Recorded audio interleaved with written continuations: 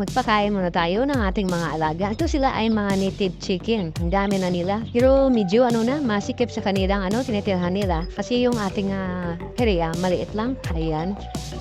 Tatlong parte to kasi yung sa kabila ay mga Rhode Island Red. Dito naman sa kabila ay mga pato.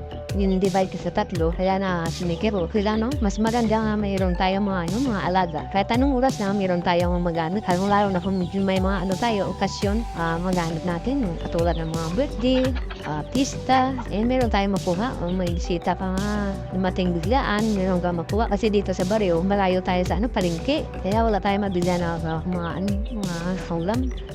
Kung mayroon ka mga alaga, may magamit ka kaagad. 2 beses ko lang pala sila pinapakain. Isa sa umaga at saka isa naman sa hapon. Nagkitipid tayo ng kanila mga pagkain kasi mahal na masyado yung feeds na mga manok. 45 na yung 1 kilo. Grabe na, no? So kung binili ka na ng mga tag 5 kilo, mabilis lang maubos. Kung minsan pinapakain ko sila ng palay o pinang kumakain din sila ng mga palay at mga tirang kanin, hinahalo ko sa feeds o sa darak para medyo makatipid tayo.